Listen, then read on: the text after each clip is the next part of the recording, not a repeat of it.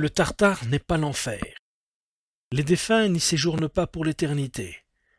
Les âmes des éprouvés peuvent le quitter, une fois restaurées, après avoir purgé leur peine, exactement comme dans le purgatoire. Même, nous l'avons vu, certaines s'échappent avant d'y entrer.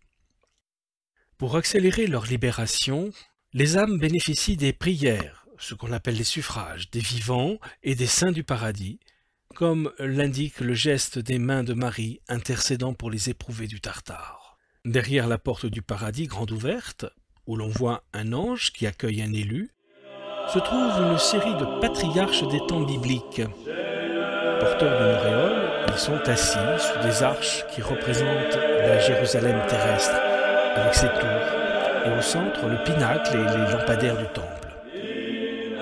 Cette Jérusalem est la symétrie du toit de l'entrepôt du diable du côté du Tartare.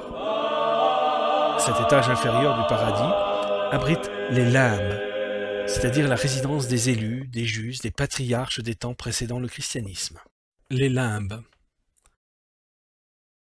Sous l'arcade principale, on reconnaît Abraham, avec 2 enfants assis sur ses genoux. Chacun de ses fils porte un sceptre. À la droite d'Abraham sont assis Melchisédek et Zacharias. Ils tiennent ensemble un calice pour signifier la continuité entre l'Ancien et le Nouveau Testament.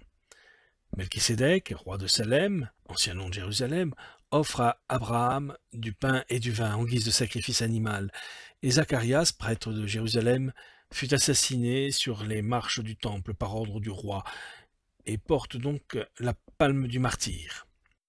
Ils sont les préfigurations de l'Eucharistie et du sacrifice de Jésus. À la gauche d'Abraham, voici Moïse, qui pose la main sur l'épaule de son frère Aaron. Ils tiennent des rouleaux de la Torah.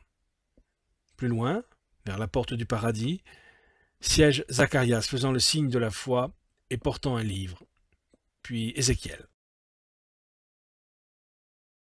Les 4 derniers personnages, à l'extrémité gauche du tympan, sont 4 femmes, 4 matriarches qui se tiennent debout.